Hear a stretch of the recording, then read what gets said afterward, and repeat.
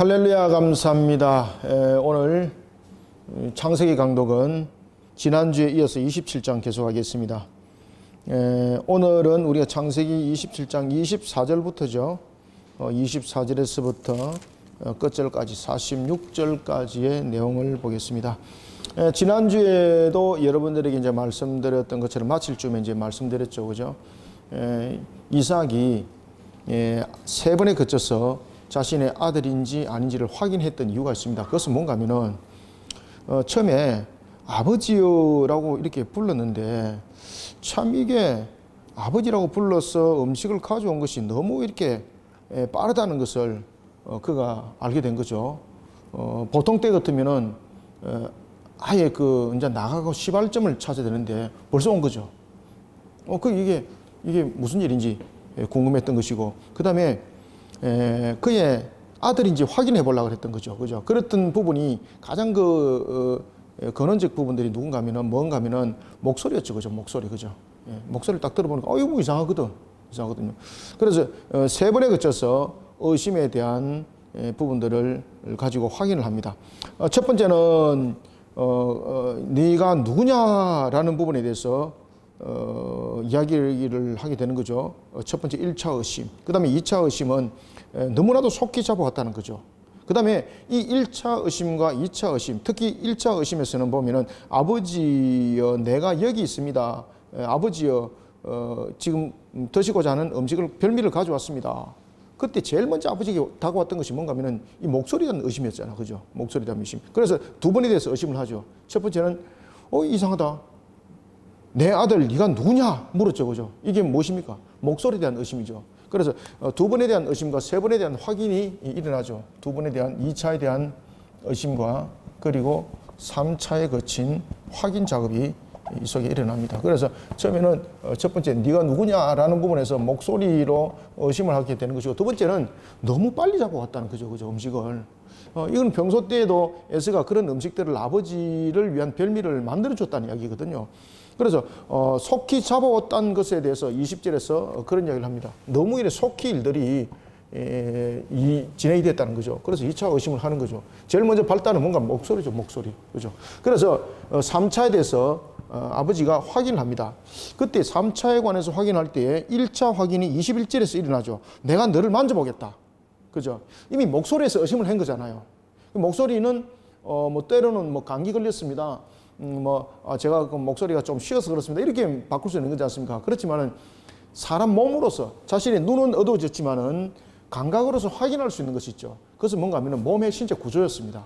그래서 몸을 만지는 것으로서 확인합니다. 몸을 만질 때 몸에 대한 특성이 있었죠. 에서의 특성은 무엇이었습니까? 그렇죠. 몸에 털이 많이 났던 것이죠. 그 다음에 두 번째는 다시 음성으로 다시 재확인합니다. 그죠? 음성으로. 두 번째는 음성으로서 목소리를 다시 재확인합니다. 처음에 목소리로 의심했는데 이 목소리로 다시 재확인하게 되고, 그때 이제 변명하게 되는 거죠. 그리고 이제 쌍둥이 부분들이 비록 똑같아도 목소리는 조금씩 다르지 않습니까? 그런데 목소리가 왜 이렇게 나는지는 또 변명을 할 수가 있는 거잖아. 그죠? 감기가 왔습니다. 목이 쉬었습니다. 갑자기 뛰어다 보니까 그래 됐습니다. 근데 특히 이제 쌍둥이가 되다 보니까 또 음색은 또 비슷한 부분들은 또 있었지 않습니까? 그런데 몸의 냄새라는 부분들, 이 냄새는 특유한 부분들이기 때문에 이 부분들은 목소리는 변화를 시킬 수 있고 몸은 위장시킬 수 있지만 이 냄새는 위장시킬 수 없는 거잖아요. 그런데 이 부분에 3차 확인을 거쳤을 때에 전부 다 이 부분들이 엄마의 전부 다 속임을 통해서 이 문제들이 진행되어집니다. 우리가 이제 특히 이제 이 27장 이후에 보면은 오늘 일어났던 이 사건을 통해서 사건들이 이제 불거지기 시작합니다. 그것은 뭔가 하면은 주로 초점이 맞춰지는 것이 리브가와 야곱입니다. 그래서 족장 사회 속에서 가장 그 내용을 길게 가지고 있는 것이 누굽니까? 야곱이에요. 야곱. 왜 야곱이 이와 같은 많은 족장사의 긴 내용들을 가지고 있는가 하면 사고를 많이 쳤다는 이야기죠. 그죠? 이런 부분에서 몸에 만지면서 털로서 구성할 때는 엄마가 염소 털을 가지고, 짐승의 털을 가지고 이 부분들을 위장하게 되는 거죠. 그 다음에 냄새는 뭐까지 위장을 하게 되는 겁니까? S의 무엇으로? 그렇죠. 옷으로 위장하게 되는 것이죠. 자, 이 문제를 통해서 야곱에게 그리고 리브가에게 세 가지 이제 앞으로 이제 그 내용들 속에서 이제 전개되겠습니다만은 뒤에서 이제 설명드릴게요. 리브가에게 세 가지의 이제 사건이 전개되어집니다. 어떤 사건이 전개되어지는지 봅시다. 그 다음에 야곱에 의해서 이것은 더 이후에 이제 미래에 관한 부분들인데 야곱에 의해서 일어나는 세 가지 사건들이 볼 수 있습니다. 이것은 뒤에 이제 읽으면서 40절쯤 부분에서 제가 이것을 설명을 드릴게요. 자, 그래서 전체적으로 지난주까지 사건이 이렇게 이제 전개가 되었고 오늘은 어떤 확인 작업이 들어가는 겁니까? 3차 확인 작업이 이제 들어가게 되는 것이 이제 오늘 본문이죠. 이 부분부터 이제 보도록 하겠습니다. 자, 봅시다. 24절부터 27절까지 한번 읽어봅시다. 자, 시작. 이삭이 이르되 네가 참 내 아들 에서냐? 그가 대답하되 그러하니이다. 이삭이 이르되 내게로 가져오라. 내 아들이 사냥한 고기를 먹고 내 마음껏 네게 축복하리라. 야곱이 그에게로 가져가매 그가 먹고 또 포도주를 가져가매 그가 마시고 그의 아버지 이삭이 그에게 이르되 내 아들아 가까이 와서 내게 입 맞추라. 27절 별표 치놓으세요. 그가 가까이 가서 그에게 입 맞추니 아버지가 그의 옷에 향치를 맡고 그에게 축복하여 이르되 내 아들의 향치는 여호와께서 복 주신 밭의 향치로다. 아멘. 이 27절이 이제 3차 이제 확인 작업이죠. 자, 에서는 보통 때 이렇게 사냥을 통해서 아버지를 즐겁게 했습니다. 맛나는 음식을 만들어서. 그래서 에서가 보면은, 여러분들 보면은 그 셰프 출신인 것 같죠, 그죠? 저는 음식을 뭐 잘 하지 못합니다. 제가 잘 할 수 있는 것은 통조림을 통한 김치찌개 또는 뭐 라면. 옛날에는 라면을 진짜 제가 탁월하게 잘 삶았습니다. 그렇지만 요새는 뭐 라면도 잘 삶지 못합니다만은. 아무튼 이 에서가 보면은 요리에도 탁월했던 것 같아요. 그러니까 짐승을 잡아서 아버지에게 별미를 해줄 정도로 아무리 예를 짐승을 잡아도 요리하는데 맛이 없으면은 맛이 없는 거잖아, 그죠? 근데 아버지가 에서에게 그래 짐승을 잡아와서 나를 속히 만나게 해서 너를 마음껏 축복하도록 해라 라고 말하면서 사냥터를 보냈을 때는 평소 때도 에서가 해주는 그런 요리들을 즐겨 먹었다는 이야기예요. 그래서 에서가 보면은 셰프로서도 능력이 있다는 이야기죠. 자, 그래서 이삭이 그러한 에서의 별미를 먹으려고 할 때에 엄마 리브가가 야곱은 보면은 그런 하나의 요리적인 가정에서 머물렀었지만은 그런 요리에는 또 솜씨가 없었던 것 같아요. 그죠? 그러니까 엄마가 네가 그 짐승을 잡아오기만 하면은 내가 요리를 해주마라고 말했던 것을 우리가 봅니다. 그러면 아버지의 구미에 잘 맞추어서 요리를 할 수 있는 것은 에서도 아버지의 별미를 입맞추어서 잘 요리를 할 수 있지만은 특히 엄마가 온 가족들의 음식을 하는 측면에서는 더 입맞출 수 있는 그런 음식 솜씨를 발휘할 수 있겠죠. 그래서 짐승을 잡아오게 하였고 그리고 그 별미를 아버지가 먹게 되는 겁니다. 그 장면에서 이제 2차의 의심이 있었고 그 다음에 2차의 확인 작업이 있었으면서 이제 그 아버지가 그 음식을 이제 먹게 되는 것을 볼 수 있습니다. 24절 이삭이 이르되 네가 참 내 아들이냐? 그죠? 참 내 아들 에서가 맞느냐? 맞습니다. 그때 25절 이삭이 이르되 내게로 가져오라. 내 아들이 사냥한 고기를 먹고 내가 마음껏 축복하리라. 그리고 가져왔습니다. 먹었습니다. 포도주를 또한 마셨습니다. 마음에 기쁨이 있잖아요. 먹고 마셨습니다. 그때 아버지가 아들이 다시 한번 더 확인하려고 그런 거예요. 왜? 축복하기 위해서. 먹었는데 아무래도 아버지 느낌이 누구 같다는 거예요? 아무래도 아버지 느낌이 야곱 같다는 거예요. 야곱 같다는 거예요. 그죠? 야곱 같다는 거죠. 근데 하나님께서 지난주에도 말씀드렸습니다만은 하나님께서 왜 이삭의 눈을 멀게 했을까요? 이삭은 그 눈이 멀고도 43년을 더 살았죠. 그죠? 왜 눈을 멀게 했다 그랬죠? 이삭이 가면 갈수록 점점 처음에는 이삭의 이름을 잘 보시면 아십니다만 60의 아내를 맞이할 때 기도하는 자였습니다. 그죠? 그가 7 우물의 사건, 브엘세바 사건 여러분 아시죠? 그 브엘세바 사건도 이름 보시면은 오직 하나님께 기도하면서 그리고 자신의 연약성이 있지만은 하나님을 원망하는 것이 아니라 하나님의 인도함을 계속 따랐던 그런 이삭. 그런데 이 이삭이 나이가 점점 들면서 족장 속에서 점점 들면서 육신적 판단이 앞서기 시작하는 겁니다. 그러니까 하나님께서 그 눈을 닫아버린 거예요. 왜냐하면은 그가 볼 때에 이삭이 볼 때에 에서가 있고 야곱이 있을 때에 지난번에도 말씀드렸던 것처럼 이삭이라는 이 족장은 그 족장으로 세계 속에서 이렇게 살아오면서 족장을 이끌어가면서 참 상처를 많이 받은 족장이죠.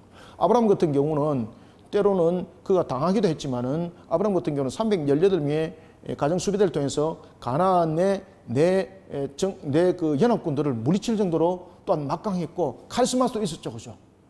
그런 아브라함을 닮지 못한 거죠. 그러니까 이삭은 가는 데마다 사람들이 볼 때 저놈은 두들기면 되겠구나, 저놈은 찔르면 되겠구나, 이 대상이었다는 것이죠. 그런 이삭이 마음에 항상 안고 있었던 것이 뭔가 하면은 자신보다는 좀 강한 것, 자신보다는 좀 더 카리스마적인 요소를 가진 그런 아들이 족장을 이끌기를 원했던 거죠. 그때 자신의 선택은 누구였다는 겁니까? 야곱이 아니고 에서였다는 거죠. 에서. 그죠? 에서는 여러분들이 잘 아시는 것처럼 야곱도 만만찮다 그랬죠? 야곱도 나중에 뒤에 보면 만만치 않습니다. 야곱도. 절대 여러분 야곱 여러분들이 잘 아시겠지만은 흑약 체질이 아닙니다. 그가 충분히 다른 사람들과 이렇게 다투어서 이길 수 있는 그런 완력도 있었어요. 그런데 에서에 비할 때는 아닌 거예요. 에서에 비할 때는. 에서에 비할 때는 연약한 자인 거예요. 에서는 들판에서 능수능란했고 짐승을 사냥할 정도로 또한 탁월했고, 그런가 하면 에서가 전체적인 이끌어가는데 카리스마도 있었어요. 아버지가 볼 때 이게 딱인 거예요. 그런 선택이 점점 육신의 선택이 에서로 가는 거예요. 그래서 하나님께서 이삭의 눈을 탁 닫아버리고 에서를 선택하지 못하도록 한 것이 바로 그의 눈을 멀게 했던 것입니다. 아시겠죠? 그죠? 그리고 난 뒤에 여러분 마치 생명이 연한이 다 된 것처럼 있었지만은 무려 43년을 그 이후에, 이 축복 이후에 무려 43년을 더 살아요. 여러분들 아시겠습니까? 무려 43년을. 그래서 하나님께서는 이삭의 눈을 멀게 한 이유가 있습니다. 왜냐하면 하나님의 뜻을 성취하기 위해서. 그런데 하나님께서 이렇게까지 일을 하셨는데 야곱의 단점이 거기서 나타나는 거죠. 너무 성급함이죠. 인내함. 야곱의 여러분 신앙의 모순 가운데서 가장 큰 모순들이 뭔가 하면은 하나님의 언약에 관해서는 할아버지 아브라함으로부터 배운 사실이 있어요. 그죠? 그리고 또한 자신의 태중에 있을 때 있었던 그 사건, 어머니로부터 들은 사실이 있어요. 그것을 그는 언약적 부분에서 확정을 했었어요. 반드시 내 일에 일어난다는 부분들. 그런데 하나님의 때를 기다리지 못하는, 아시겠습니까? 하나님의 때를 기다리지 못하는, 인내하지 못하는 신앙, 인본적 모습이 앞섰던 것이죠. 그래서 하나님의 언약을 인본적 모습으로 먼저 선취하려고 했던 이 모습이었던 것이죠. 그 속에 크게 두들겨 맞습니다. 결국은 하나님께서 그 뜻을 이루는데 그 값을 단단히 치르게 되는 겁니다. 그래서 야곱이 보면은 나중에 여러분들이 잘 아시는 것처럼 그가 자신의 아들이었던 11번째 아들이었던 요셉이 애굽의 총리가 되지 않습니까? 그 총리가 되어서 바로 왕 앞에 섰을 때에 그는 자신의 인생을 이야기할 때 뭐라고 말합니까? 나는 130년을 참으로 험악한 세월을 살아왔습니다 라고 이야기를 하지 않습니까? 그죠? 그런 세월을 살았던 것이죠. 그 값의 출발이 어디부터 일어나는 건 바로 오늘 이 장면에서 이 값의 출발이 일어나는 겁니다. 그래서 아버지가 아무래도 이 의심스러운 거예요. 아무래도 의심스러운 거예요. 육신은 눈은 말랐지만 귀는 그래도 분별력이 있는 거잖아요. 아무래도 야곱인 거예요. 그래서 아버지가 나를 입맞추라 이러면서 아직 27절 보십시오. 아버지가 마지막으로 확인하면서 축복하는 거예요. 왜? 에서가 맞는지 확실하게 야곱일 수 있다는 거죠. 의심을 했습니다. 에서인지를 확실하게 그가 확신하는 것이 무엇이라고 얘기했던 겁니까? 냄새. 왜냐하면 이 냄새는 특유한 부분들이 있거든요. 여러분들이 우리는 잘 모르지만은 지난주도 말씀드렸죠. 짐승은 자신과 함께 있는 가족들의 냄새를 보면서 A, B, C, D를 다 구분 다 해요. 우리는 우리 스스로도 냄새 못 맡지만 가족들의 냄새 모르잖아, 그죠? 근데 짐승은요, 그 사람의 A의 냄새, B의 냄새, C의 냄새, D의 냄새 다 알아요, 짐승들은. 아버지가 후각이 그만큼 뛰어났던 거죠, 그죠? 그래서 냄새를 확인하는 거죠. 냄새를 확인하니까 누구라고 판단된 겁니까? 에서라고 판단된 거죠. 엄마가 이런 부분들에 벌써 이미 막을 다 친 거죠. 에서의 옷을 입힌 겁니다. 아버지는 이렇게까지 위장하고 들을 줄 몰랐던 겁니다. 그래서 27절 그가 가까이 가서 그에게 입맞추니 아버지가 그의 옷 향치를 맡고 최종 확인이죠. 3차. 그리고 이제 축복하는 거예요. 이건 내 아들의 향치가 맞구나. 에서의 향치가 맞구나. 그리고 아버지가 이제 마음껏 축복하는 거예요. 자, 여기서 마음껏 축복한 것은 단순한 축복이 아니라 이것은 법정적 효력을 가지고 있습니다. 그리고 여기서 이 법정적 효력은 아버지가 나중에 모든 부분에서 양도양수를 다 하게 되는 겁니다. 뭔가 하면 종에 관한 것, 소유에 관한 것, 이런 부분들을 그 축복 속에서 신의 이름으로 그가 축복을 하는 겁니다. 그러면 그 부분들은 법적으로 성립이 되는 겁니다. 그 당시와 지금과 여러분 신에 대한 개념들은 완전히 다르죠. 그 당시에 여러분 신에 대한 이름으로 가지고 맹세를 한 것은 완전히 법적적 문제인 거거든요. 그건 위반할 수 없는 거죠. 그것을 위반했을 때 신으로부터 저주를 받는다는 것을 그들은 인지했기 때문에 이걸 흘릴 수가 없는 거예요. 자, 봅시다. 28절부터. 하나님은 하늘의 이슬과 땅의 기름짐이며 풍성한 곡식과 포도주를 내게 네게 주시기를 원하노라. 이제 법적 절차에 들어가는죠. 29절. 특히 이제 여러분 29절의 이 내용들은 어떤 내용입니까? 바로 자신의 아버지 아브라함으로부터 자신이 들었던 그 축복의 내용이에요. 29절 이 내용이 아브라함으로부터. 그렇죠? 아브라함으로부터. 그대로 아브라함이 축복을 하는 겁니다. 아브라함이 축복을 한다는 것은 결국 뭡니까? 이 부분들은 장자의 축복이라는 겁니다. 장자의 축복. 장자의 축복이면서 이것은 동시에 무엇에 대한 축복이라는 겁니까? 그 언약에 관한 내용이라는 겁니다. 언약에 관한 내용. 27절. 만민이 너를 섬기고 열국이 네게 굴복하리니 네가 형제들의 주가 되고 네 어머니의 아들들이 네게 굴복하며 너를 저주하는 자는 저주를 받고 너를 축복하는 자는 복을 받기를 원하노라. 이게 누가에게 축복한 것입니까? 하나님께서 아브라함에게 축복한 거죠. 그죠? 아브라함에게. 하나님께서 창세기 12장 기억나시죠? 그래서 그 축복 속에 이삭은 족장을 세워졌습니다. 이삭과 이스마엘이었죠. 그러면서 이삭은 이제 족장을 이끌어갈 그에게 이 족장권을 이제 위임을 하는 겁니다. 그래서 이 부분들은 여러분 쉽게 말하면 위임식이라고 보시면 되겠습니다. 그렇지만 이 부분들은 법적 효력을 가지고 있습니다. 자, 그때에 30절 이삭이 야곱에게 축복하면서 이렇게 말합니다.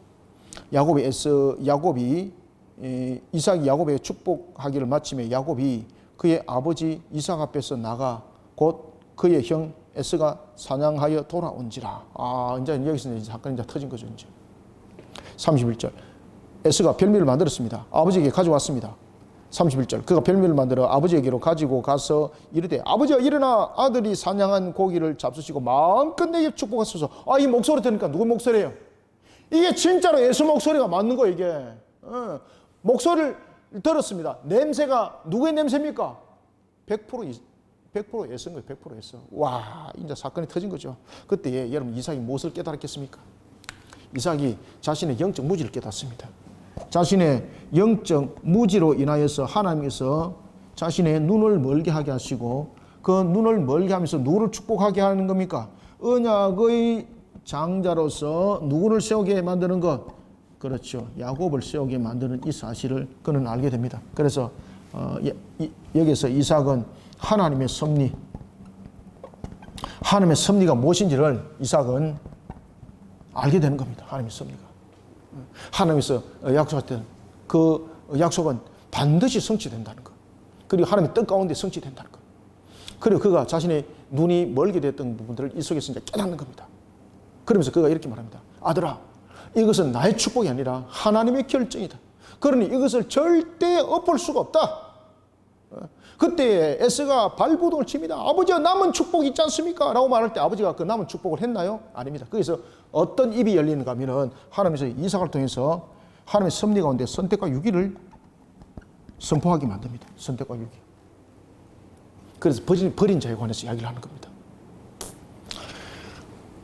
마음껏 축복하소서. 32절 그의 아버지 이삭이 그에게 이르되 너는 누구냐? 이제 깜짝 놀란 거죠. 그가 이르되 나는 아버지의 아들 곧 아버지의 맏아들 예수입니다. 맏아들. 여기서 맏아들이라는 것은 뭘 말하고 있는 겁니까? 아버지로부터 물려받을 어떤 재산, 그 다음에 아버지로부터 물려받을 장자권, 그 다음에 족장 사회로서의 족장권이죠. 그죠? 그래서 맏아들이라는 것을 강조하지 않습니까? 이거 이삭이 33절 별표 치놓으세요. 이삭이 심히 크게 떨며 두려워하더라. 왜? 이삭이 왜 심히 크게 떨며 그가 두려웠을까요? 이것이 하나님의 섭니다. 이것이 아시겠습니까? 이 하나님의 섭니다. 하나님께서 나를 왜 영적인 눈이 더디져서 육신의 눈을 가둬버리게 만들었고, 그리고 왜 야곱을 축복하게 만드는지를 그가 알았다는 거죠. 왜? 태중에서 이미 하나님께서 이것을 언약을 하셨던 것이죠. 그래서 이삭이 힘이 떠는 겁니다. 우와, 그냥 야곱을 그냥 축복한 것이 잘못됐다 이 뜻이 아닙니다. 이삭이 지금 힘이 떠는 이유가 무엇입니까? 하나님의 섭리. 자신의 눈을 결국은 멀게 하고 그리고 야곱을 축복, 이 하나님의 섭리라는 것을 알고 그가 두려웠던 거죠. 그러면 그의 마음속에는 항상 하나님 섭리에 반대적 방향적 측면에서 자신은 육신적 판단에서 에서를 축복하고 싶지 않습니까? 여기서 두렵고 떨었던 거예요. 그 다른 것 때문에 떨었던 것도 아닙니다. 하나님의 뜻을 대적하는 자로서 자신이 세워진 것에 대해서 두렵고 떨었던 것이죠. 이삭이 심히 크게 떨며 이르되 그러면 사냥한 고기를 내게 가져온 자가 누구냐? 네가 오기 전에 내가 다 먹고 그를 위해 축복했은즉 그가 반드시 복을 받을 것이니라. 아멘. 이게 무엇입니까? 하나님의 섭리 반드시 이루어진다는 것이죠. 34절 에스가 그의 아버지 말을 듣고 소리내어 울며 아버지에게 이르되 내 아버지여 내게 축복하소서 내게도 그리하소서. 이삭이 이르되 네 아우가 와서 속여 네 복을 빼앗았도다. 여러분들 여기서 문제가 뭔가 하면 이삭 또한 하나님의 언약에 대한 축복권에 대해서 알지 못하는 영적 무지 속에 빠져 있었던 것이죠. 이 부분들이 함께 발견되어지는 겁니다. 그러니까 하나님께서 영적으로 무지함 속에 빠져 있는 그런 육신의 눈이 밝아 육신의 눈에 선택을 하려고 하는 육신의 뜻을 먼저 앞세워 그것을 이루고자 하는 그런 이삭의 뜻을 하나님께서는 용납하지 않았다는 겁니다.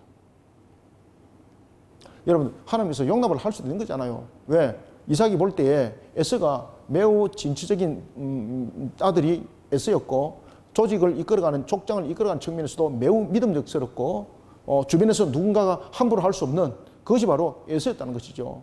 그러면 하나님께 충분하게 이야기해서 하나님의 예적인 측면에서 받아들일 수 있는 거잖아요. 근데 하나님의 섭리는 그게 아니에요.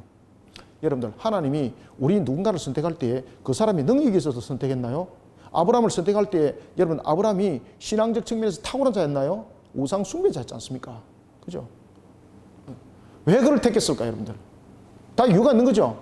그래서 하나님께서 서실 때는 능력을 가지고 선택하는 것이 아닙니다. 그것은 그저 하나님의 절대적 주권 속에서 선택되어지는 겁니다. 조건부가 아닙니다. 그래서 우리는 자꾸만 하나님의 절대적 주권에 설명을 할 때에 뭔가를 자꾸 조건부를 자꾸 옆에다 걸려고 그러는데 태클을 걸려고 그러는데 천만에 만만의 콩떡입니다. 여러분들. 하나님의 절대적 주권이라는 것은 우리가 볼 때에 아닌 것이 하나님에게는 그냥 하나님의 선택적인 부분에서는 오케이인 거예요. 그래서 하나님께서 오케이를 할 때는 어떤 우리가 생각하는 어떤 조건적 부분들을 가지고 오케이 안 해요. 여러분들. 우리는 자꾸 하나님의 절대적 주권적인 측면에서 이야기할 때에 그래도 저 사람이 저런 능력이 있기 때문에 하나님께서 서신네 이렇게 말하잖아요. 그건 전부 다 100% 잘못된 신앙입니다. 하나님의 절대적 주권은 그 사람이 어떤 능력이 있기 때문에 아닙니다. 사울도 보십시오. 하나님께서 예수를 믿는 자들을 핍박하는 일에 그가 발본색원했던 정말 괴수 중에 괴수였지 않습니까? 그러면은 사도 바울로서 쓰임받을 수 있는 조건이 아무것도 없습니다. 그런데 하나님은 그를 선택합니다. 완전히 다 흔들어서 깨끗이 씻어서 하나님께서 사용하는 거예요. 여러분들 아시겠습니까?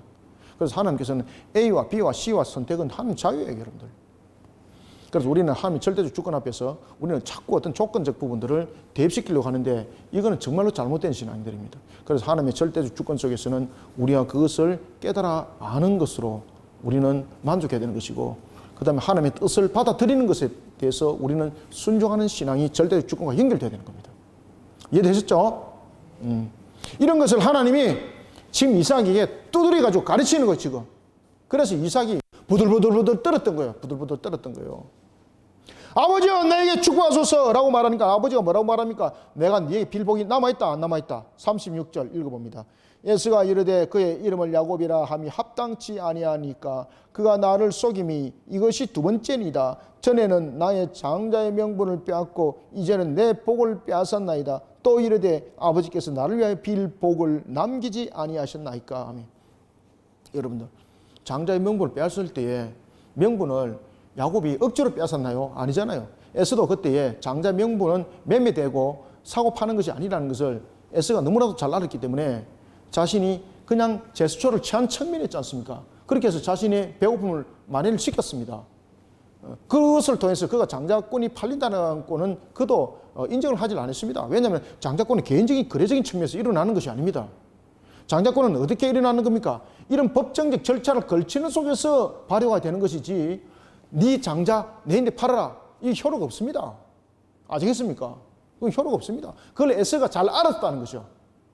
잘 알았기 때문에 에서도 보면 잔머리 굴려서 그 붉은 죽을 그가 취하기 위해서 그렇게 했던 거죠. 그럼 에서도 보면은 쉽게 말하면은 잔머리 굴린 것 아니겠습니까? 그죠? 둘이서 그렇게 사고 팔고 그랬다 가지고 장자권 사고 파는 것 아닙니다. 장자권은 바로 이와 같이 장자권을 가지고 있는 자의 법적 선포에 의해서 장자권은 성립이 되는 겁니다. 그럼 둘이서 주고받았던 그 대화 내용 속에서는 장자권이 성립이 안 됩니다, 여러분들. 그런데 에스도 이제 이런 부분에 대해서 이삭을 통하여서 일어났던 그 마음에 담았던 것들을 이제 다 이제 토해내기 시작하는 거죠.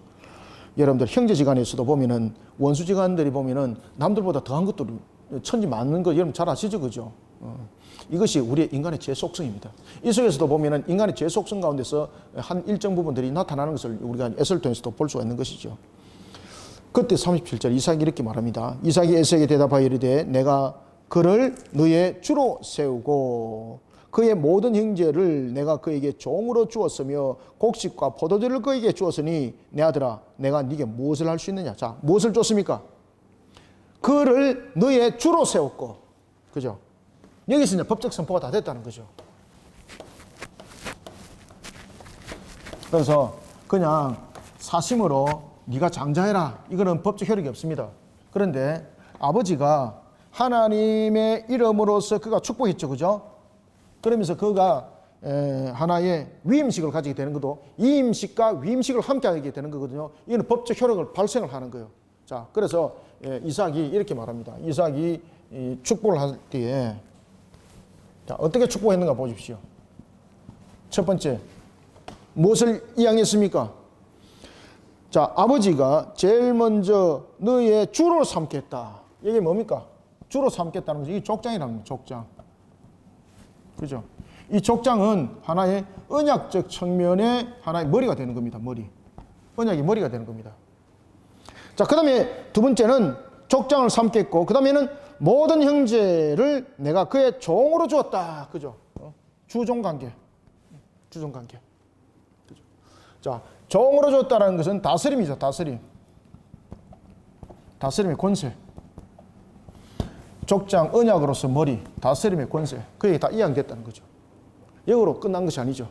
이제는 세 번째는 하나의 언약적 장자적인 측면에서의 기업에 대한 부분들이 이제 성립이 됩니다. 여러분들, 이 기업이 이루어지는 것이 실질적으로 이제 완전한 결정타입니다. 이게 결정타입니다. 그러면서 법적적으로 형제들에게 어떻게 했습니까? 곡식과 포도주를 그에게 주었다. 곡식과 포도주. 여러분들, 여기서 곡식과 포도주는 무엇을 말하고 있는 겁니까? 밭이라는 기업을 말하고 있습니다. 이게 곡식이 어디서 자랍니까? 그렇죠? 논밭에서. 포도주가 어디서 자랍니까? 밭에서. 그렇죠? 그러면은 곡식이 자라는 곳이고 포도주가 자라는 포도나무가 있는 곳은 어떤 곳입니까? 기업의 땅을 말하는 거예요. 땅. 그러면은 이 기업을 물을 자는 결국 누구라는 이야기입니까? 그죠? 언약을 다스리는 측면에서 족장뿐만 아니라 실질적으로 장자권이 이 속에 완전히 넘어갔다는 얘기예요. 장자권이. 그죠? 그렇기 때문에 더 이상 이제 에스에게 장자로서 주는 축복은 있습니까? 없습니까? 없는 거예요. 그러면은 에스는 에스에게 줄 것은 종으로서 네가 그를 잘 섬기라, 이것밖에 없는 거예요. 그래서 아버지가 그 입을 여는 겁니다. 하나님께서 그 입을 열게 만드는 거예요. 38절 에스가 아버지에게 이르되 내 아버지여, 아버지가 빌 복이 이 하나뿐입니까? 라고 말하니까 아버지가 뭐라 말합니까? 내 아버지여 내게 복을 축복하소서, 내게도 그리 하소서 하고 소리를 높여 우니 39절 아버지가 입을 여는데 하나님께서 그 입을 열게 하는 거죠. 어떻게 입을 여는가 하면은 그 아버지 이삭이 그에게 대답하여 이르되 이렇게 말합니다. 네 주소는 어디입니까? 땅의 기름짐에서 멀고, 너는 족장이 아니라는 겁니다. 너에게 기업이 있다 없다? 없다는 이야기입니다. 기업이 없다.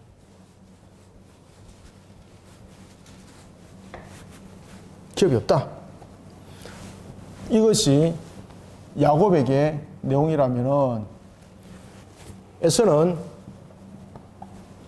족장적 측면에서 다스림에 대해서 족장적 측면에서 종의 모습이고, 이 다스림의 부분에 대해서 그는 복종자의 모습이고, 그 다음에 기업의 부분에서는 기업이 없다는 거예요. 없다는 거예요. 기업이 없다는 것은 무엇입니까? 장자권이 없다는 것 뜻입니다. 이 장자권이 없다. 이 얘기는 장자권이 없다. 장자권이 없다.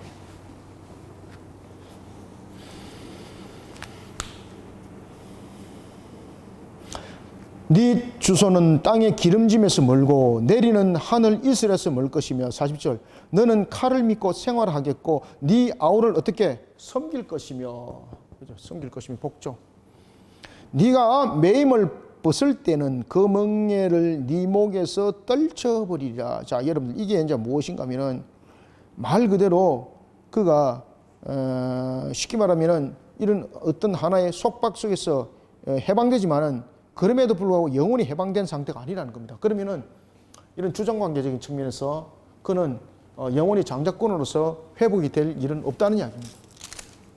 자 이런적인 측면에서 여러분들 보시면은 그 멍에는 네 목에서 떨쳐버리리라. 벗을 때는 네가 매임을 벗을 때는 그 멍에를 네 목에서 떨쳐버릴 것이다.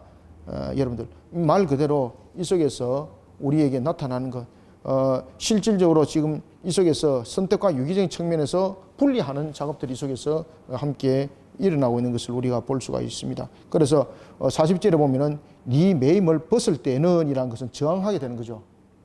저항하게 되면은 어떻게 되는 겁니까? 그 멍에를 네 목에서 떨쳐버릴 것이라 라는 것은 만약에 그러한 부분에서 다스림을 받지 않게 되면은 어떻다는 얘기입니까? 그 속박의 올무에서 벗어나는 것은 잠깐 해방이지만은 너는 오히려 그 일로 인해서 너는 저주 가운데 임할 것이다. 다시 말하면은 이 부분에서 복종하라는 이야기예요. 복종하라. 네가 만약에 이것을 복종하지 아니하려고 그 뜻을 안 설리고 네가 발버둥 치면은 네 목에 오늘도 본문에 이야기하죠. 네 목에 네가 매임을 벗어날 수는 있다. 섬긴 것이면 네가 매임을 벗을 때는 잠시 벗어날 수는 있다. 그 멍에를 네 목에서 떨쳐버릴 수는 있다. 그렇지만은 이 속에서 그것이 떨쳐버리는 것이 끝나는 것이 아니라는 이야기입니다. 그래서 이 하나님께서 섭리 가운데 하나님의 섭리 가운데 세운 것을 인본적 모습으로 해결하려고 하지 마라. 그 속에는 저주밖에 없다. 그러면서 41절 이해됐죠, 그죠? 그래서 41절 보면은 그의 아버지가 야곱에게 축복한 그 축복으로 말미암아 에스가 야곱을 미워하더라. 여러분 미워하면 안 되죠. 이 속에서 이제 사건들이 에스에도 사건들이 이제 터지는 겁니다. 폭력적 보복 그 염두 속에 두었던 것은 무엇입니까? 결국은 하나님의 섭리에 복종하지 않겠다는 뜻이죠. 그럼 그 뜻은 어떤 뜻입니까? 하나님을 향해서 대항하겠다는 뜻입니다. 그러면 하나님이 용서함이 없는 거예요. 41절 그의 아버지가 야곱에게 축복한 그 축복으로 말미암아 에스가 야곱을 미워하여 심중에 이르기를 아버지를 곡할 때가 가까웠은즉 이러고 난 뒤에 43년 더 살았다 그렇죠. 곡할 때가 가까웠은즉 내가 내 아우 야곱을 죽이리라 하였더라. 이 속에서 여러분 인간의 인본적 모습이 나타나는 거죠. 그래서 우리는 여러분들 우리가 하나님께서 이루인 그 섭리 자 여러분들 에서는 자신이 무엇이 될 것을 원했습니까? 종이 되기를 원하지 않았고 복종되기를 원하지 않았고 기업이 없는 것을 원하지 않았습니다. 그는 종과 복종이 아니라 그는 주가 되기를 원했고 그리고 그는 기업을 가지기를 원했습니다. 기업을 가지기를 원했습니다. 그렇지만 하나님께서는 이런 주종적인 측면에서 그리고 기업에 관한 측면에서는 하나님의 언약적 장자권이잖아요. 그러면 그 언약적 장자권 속에서 하나님의 그 섭리에 우리는 순종하는 걸음을 걸어가야 되는 것이죠. 이 부분들을 가지고 반역을 일으키게 되면 하나님을 향한 대적이 되는 것이죠. 그러면은 우리가 하나님을 향한 축복이라는 것은 이러한 언약적 관점에서 축복이 있는가 하면은 또한 우리의 일상적 삶에 통해서 또한 일반적 축복이 있는 거지 않습니까? 그렇기 때문에 하나님께서 정하시고 허락하신 것이 있고 그 다음에 하나님께서 우리에게 선택하게 하시는 것이 있습니다. 하나님께서 이미 결정된 부분에서는 우리는 순종함으로 가야 되는 거예요. 그 다음에 하나님께서 열어놓은 길에 대해서는 어떻게 되는 겁니까?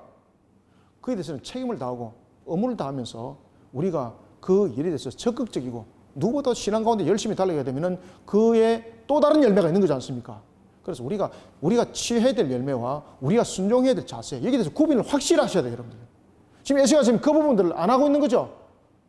그래서 우리에게 이런 부분들을 비춰주고 있는 겁니다. 우리가 하나님의 섭리를 바라볼 때에 하나님의 뜻에 의해서 나가는 방향은 우리 인본적 모습으로 엎을 수 없다는 거죠. 에서는 이런 부분들을 차지하기를 원했지만은 아버지 이삭도 에서에게 그런 권한을 주기를 원했지만은 하나님이 허락지를 안 했던 거죠. 그죠? 이것은 하나님이 허락지를 안 하는 거예요. 근데 하나님이 허락지를 안 하는 것을 자신이 자꾸 쟁취하려다 보니까 어떤 모습이 나타난 겁니까? 에덴 동산에 있었던 가인의 모습이 에서에게 나타난 거죠. 야곱을 죽이려고 그러는 거예요. 그때 하나님은 야곱을 살리면서 야곱을 징계하는 기간을 이때 두게 된 겁니다. 자, 41절 봅시다. 맏아들 에서의 이 말이 리브가에게 들림에 이에 사람을 보내어 작은 아들 야곱을 불러 그에게 이르되 네 형 에서가 너를 죽여 그 한을 풀려 하니 내 아들아 내 말을 따라 일어나 하란으로 가서 내 오라버니 라반에게로 피신하여 네 형의 노가 풀릴 때까지 몇 날 동안 그와 함께 거주하라. 45절 네 형의 분노가 풀려 네가 자기에게 행한 것을 잊어버리거든 내가 곧 사람을 보내어 너를 거기서 불러오리라. 어찌 하루에 너희 둘을 이르랴. 엄마는 잠깐 시간을 말했습니다. 자, 여기서 이제 봅시다.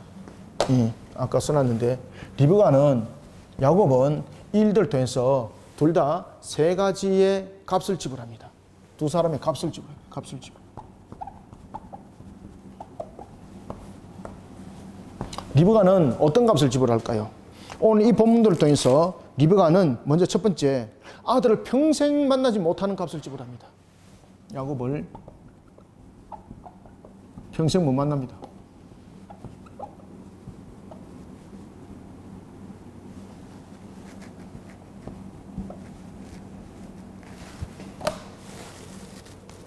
평생 못 만납니다.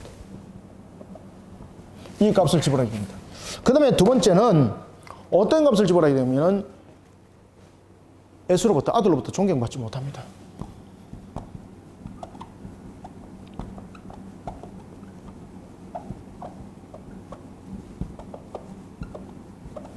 이 값을 지불하게 되는 겁니다.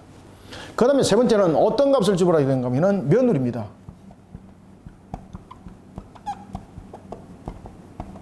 며느리로부터 나중에 뒤에 나타납니다만은 며느리로부터 박대받습니다. 박대받는.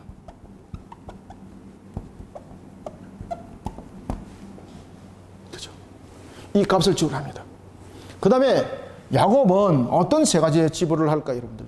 엄마와 헤어지는 것으로서 끝나는 것이 아닙니다. 그죠? 그는 어떤 관계 속에서도 그는 세 가지 부분에서 큰 고통 속에 놓여지게 됩니다. 그것은 먼저 첫 번째 20년 동안 고향을 돌아오지 못합니다. 값을 20년 동안 고향으로 못 돌아옵니다.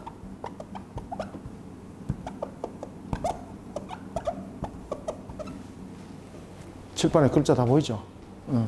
그 다음에 두 번째는 그가 아내를 맞이할 때도 어떻게 됩니까? 아내를 맞이할 때도 속임을 당하는 거예요.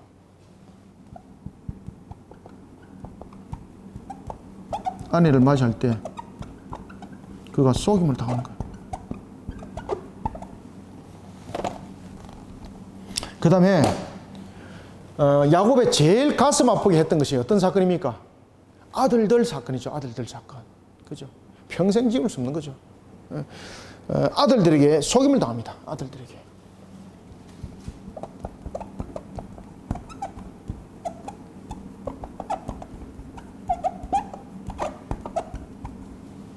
특히 제일 큰 사건이 무슨 사건입니까? 그렇죠. 요셉 사건, 요셉 사건. 이 값을 지불합니다. 두 사람들. 분명히 리브가도 그렇고 야곱도 그렇고 하나님의 섭리 가운데 하나님의 뜻을 이루는 측면에서 그 일들을 한 거잖아요. 그런데 여러분들 하나님의 섭리를 바로 알지 못하고 인본적 모습 속에서 그들은 그것을 쟁취하려고 그러는 거죠. 그죠? 그래서 이 두 사람이 그 값을 지불합니다. 분명히 언약적 부분에서는 야곱에게 족장이 이루어지고 야곱에게 나중에 기업이 주어지고 주로서의 족장 사회를 이끌어가는 모습이 되지만은 20년 동안 그는 고향으로 돌아오지 못하는 값을 지불하게 되고 아내를 맞이할 때도 속임을 당하고 심지어 여러분들 20년 동안도 7번이나 그의 임금을 속임을 당할 정도로 그런 일들이 일어나죠. 계속해서 속는 거예요. 계속해서. 그도 속였잖아요. 야곱이 여러분 보시면은 에서가 그런 이야기 하잖아요. 아버지여 야곱이 나를 2번이나 속였습니다. 라는 야곱.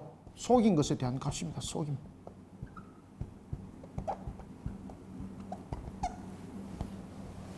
(20년) 동안 고향으로 못 돌아온 것만 끝나는 것도 아니죠. 7번이나 그죠. 임금도 속임을 당하고 아내를 맞이할 때도 속임을 당하죠. 그 다음에 아들들에게도 속임을 당하죠. 이런 부분들이 일어나는 겁니다. 그래서 우리가 하나님의 섭리 참 때로는 정말 좀 빨리 좀 뭔가 이루어졌으면 좋을 거잖아요. 그래서 우리에게는 인내한 신앙도 매우 필요합니다. 그래서 오늘도 어떤 결정을 할 때 제가 결정 바로 안 했잖아, 그죠? 일주일 동안 기도하시고 헌신할 분들을 말씀하십시오. 이거는 진짜로 순수한 여러분들 신앙들이 일어나야 되는 겁니다. 그 속에 하나님의 은혜가 있습니다, 여러분들. 그래서 그것을 알고 모든 부분들을 우리는 주님의 일을 함께 하고 선택해 나가고 이런 역사들이 여러분 있어야 되는 거예요. 아시겠죠, 그죠? 이런 하나님의 은혜 속에 우리를 두고 모든 것들을 해나가는 저와 여러분들이 되시길 바랍니다. 그래서 오늘 우리가 주신 말씀은 간략하게 이와 같이 여러분들이 정리는 했습니다만은 이것이 우리의 달려가는 신앙 부분에서 매우 굉장히 중요한 부분들, 우리들의 삶들 속에서 나타나고 있는 그런 하나의 현상들의 모습들을 우리가 지금 보게 하는 거예요. 그래서 이런 부분들을 우리가 잘 보고 야곱을 잘 보면은 우리가 어떻게 나가야 된다는 것 잘 알게 됩니다. 그래서 야곱의 내용이 긴 거예요. 야곱의 내용이 긴 거예요. 오늘도 주신 말씀을 여러분들이 삶과 잘 깨닫고 마음 반속에 깊숙이 새기는 저와 여러분들이 다 되시길 주님의 이름으로 축원합니다. 기도하겠습니다. 하나님 아버지 감사합니다. 주님께서 베푸시는 은혜 감사드립니다. 오늘도 우리를 이렇게 세우시고 하나님 앞에 그 영광, 오늘도 주님 앞에 우리의 모습들이 인본적 모습이 아니라 하나님께 영광이 항상 신본적 모습이 되어야 되는 것이고 하나님의 뜻을 담아내 가야 하는 것임을 다시 한 번 더 깨닫습니다. 주님의 오늘도 우리에게 주신 말씀, 우리에게 장자권에 관한 부분들이 인본적으로 이루어질 것이 아니라 하나님의 섭리 가운데 이루어짐이 오늘도 우리에게 다시 한 번 더 깨달음이 되게 하시니 감사합니다. 우리의 달려갈 모든 걸음의 여정도 하나님의 섭리 가운데에 달려가되 하나님께서 우리에게 순종하게 하는 걸음이 있고 때로는 또한 우리에게 선택하여 달려가게 하는 걸음도 있는 줄 압니다. 순종해야 될 걸음 속에서는 항상 겸손하고 또한 달려갈 걸음 속에도 겸손하되 정말로 충성된 걸음 속에 언제 누구보다도 이 부분에서는 앞장서는 그러한 십자가 군병이 되게 하여 주옵소서. 이런 가운데 우리가 종말을 더욱더 힘있게 뜻있게 세워나가며 하나님의 영광이 되기를 원합니다. 오늘도 주신 말씀으로 우리를 이와 같이 인격적으로 녹아 하나님의 뜻을 힘있게 세워나가는 일에 우리에게 귀한 말씀이 되게 역사하여 주옵소서. 예수님의 이름으로 기도드립니다. 아멘.